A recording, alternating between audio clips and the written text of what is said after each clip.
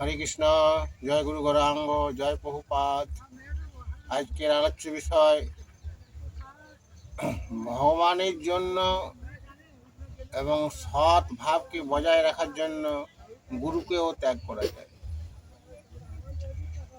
তখন কাউকে যদি বলা হয় যে আপনারা তো কুলগুরুকে ধারণ করে বসে আছেন, তাহলে সেটা তো স্বাস্থ্যসম্মত নয়। তাহলে গুরুকে আপনারা ত্যাগ করে সঠিক পরম্পরার সঙ্গে যুক্ত হয়ে সদ্গুরু চরণে আশ্রয় করুন। তো তারা বলবেন যে না না, সেটা সম্ভব নয়। আমার পিতা, তার পিতা, এরা ওনাকে গুরু বলে মেনে আসছেন, তাকে ত্যাগ করা কখনো যায়? এটা সম্ভব নয়। এখন প্রশ্ন হচ্ছে, শাস্ত্র কি বলছে? গুরুকে কি ত্যাগ করা যায়? শাস্ত্র বলছে না, গুরুকে ত্যাগ করা যায়। তাহলে এখন প্রশ্ন হচ্ছে, আগে আপনাকে গুরু কে সেটা জানতে হবে। গুরু কাকে বলে? না, গুরু সম্বন্ধে গৌড়ীয় মহাজন সনাতন গোস্বামী বললেন যে ভগবানের উত্তম ভক্তই হচ্ছে গুরু। তাহলে ভক্ত তিন রকমের: কনিষ্ঠ ভক্ত, মধ্যম ভক্ত, উত্তম ভক্ত। তো উত্তম ভক্তকেই সনাতন গোস্বামী গুরু বলে গণ্য করছেন। তো উত্তম ভক্ত মানে মহাপুরুষ। তো উত্তম ভক্তের লক্ষণ, যিনি সৎ, যিনি শান্ত, যিনি দয়ালু, যিনি উদার, যিনি রিপুজয়ী, অর্থাৎ ছটা রিপুকে যিনি জয়লাভ করেছেন, ছটা রিপুর বিরুদ্ধে, যিনি শুদ্ধ মুক্ত। এক কথায় যাকে দেখলেই কৃষ্ণ নাম করার ইচ্ছা জাগবে, কৃষ্ণ ভক্তি করার ইচ্ছা জাগবে, তিনি হচ্ছেন প্রকৃত মহাপুরুষ। আর এই মহাপুরুষই হচ্ছে প্রকৃত সদ্গুরু। মহাপুরুষের লক্ষণ, না উনি হবেন ব্রহ্মনিষ্ঠ এবং সক্রিয়।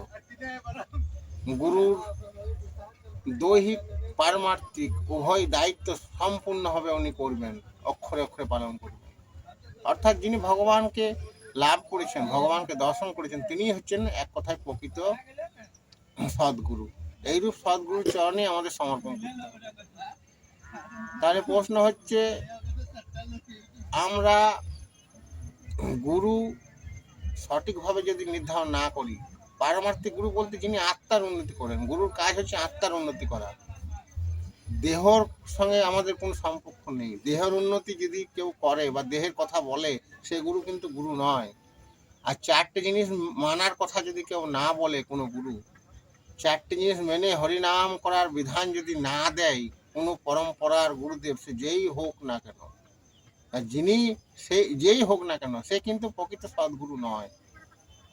সদ্গুরু সবসময় আত্মার উন্নতির জন্য চারটে জিনিসকে মেনে হরিনাম করার কথা বলবেন। যেমন জগৎগুরু শ্রী প্রভুপাদজি বলেছিলেন, আমেরিকায় গিয়েও কারোর সঙ্গে, কিন্তু উনি বস্তুত স্বীকার করেননি যে বিরাট ধনী বলে না তোমার এই চারটে জিনিস পালন করার কোনো প্রয়োজন নেই, এরকম কিন্তু বলেননি। সকলকেই একই নির্দেশ। এটাই হচ্ছে সদ্গুরুর লক্ষণ। শাস্ত্রের নির্দেশ উনি অক্ষর অক্ষরে পালন নিজেও করেছেন এবং ওনার শিষ্যদেরও সেই আদেশকে পালন করান। তাহলে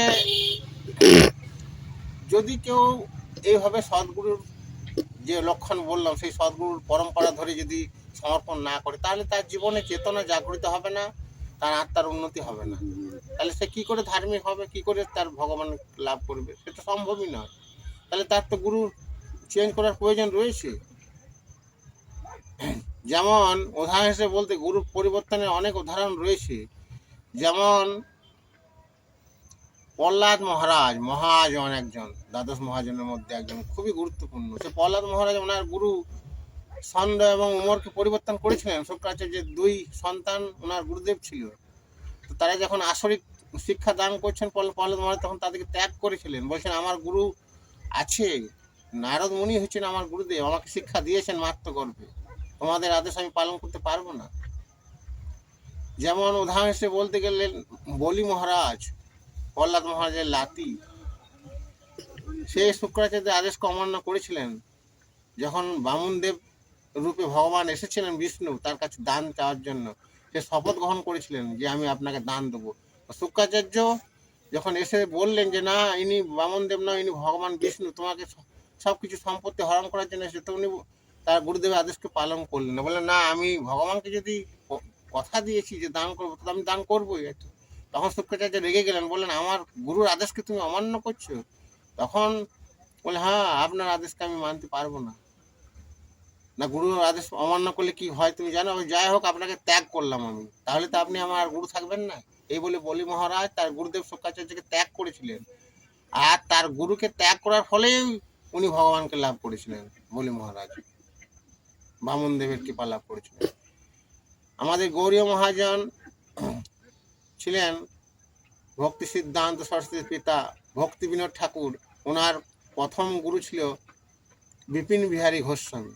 তো ওনার কাছ থেকে উনি স্যাটিসফ্যাকশন না হওয়ার জন্য উনি সদ্গুরু চরণে সমর্পণ করেছিলেন। পুনরায় জগৎগুরু চরণে উনি সমর্পণ করেছিলেন। উনি একজন শুদ্ধ মহাপুরুষ ছিলেন।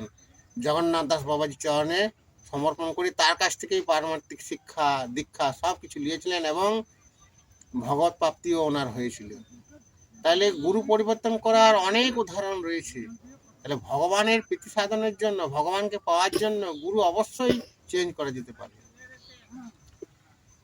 যেমন আমরা অনেকেই এক গুঁয়ের মতন গো ধরে বসে থাকি যে না আমার পিতা গুরু, আমার তাহলে আমারও গুরু হবে। এটা কিন্তু কোনো কথার মতো কথা নয়। উদাহরণ হিসেবে বলতে গেলে আপনার ফ্যামিলি একটা ডাক্তার রয়েছে, আপনার পিতার ডাক্তার, আপনার পূর্বপুরুষদের ডাক্তার। তা আপনার একটা এমন রোগ হয়েছে যে রোগটা ট্রিটমেন্ট উনি করতে পারছেন না, তাহলে কি আপনি তার কাছে পড়ে থাকবেন?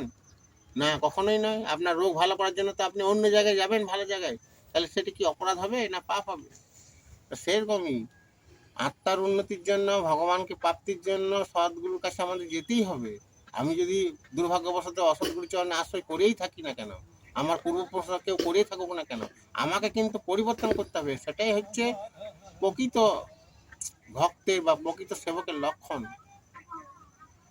সেটা যদি না করি তাহলে আমরা ভগবত প্রাপ্তি হবে না, আমরা প্রকৃত তত্ত্বজ্ঞান পাবো না, আমরা হরি নাম ভজন ঠিকভাবে করতে পারবো না, আমরা ভক্তও হতে পারবো না। ভগবান শ্রীকৃষ্ণ সে একই কথা বললেন নন্দ মহারাজকে, যে তোমরা কি সব পুজো পাঠ করছো, ইন্দ্রদেবের পুজো, ইন্দ্রদেবকে না। নন্দ মহারাজ বললেন আমাদের পিতা, তার পিতা পূর্বপুরুষরা ইন্দ্রদেবকে গুরু বলে মেনে আসছেন, তার উপাসনা করছেন, উনি জল দান করেন। তো শ্রীকৃষ্ণ বললেন উনি জল দান করার কেউ নয়, তোমরা ভুল গুরুকে আশ্রয় করে বসে আছো। তোমাদেরকে যদি মানতেই হয়, পূজা যদি করতে হয়, তো গিরি গোবর্ধনের পূজা করো। তারাই গিরি গোবর্ধনই আমাদের বৃষ্টি দান করে, বৃষ্টি দান করতে সাহায্য করে, সুন্দর ঘাস দান করে, আমাদের সুরক্ষা প্রদান করে, আমাদেরকে সুন্দর বায়ু প্রদান করে। তাহলে পুজো যদি উপাসনা করতে হয় পিতা, তাহলে গিরি গোবর্ধনের পূজা করুন। এইসব ওই পূর্বপুরুষদের কুপ্রথাকে ধরে রাখার কোনো প্রয়োজন নেই।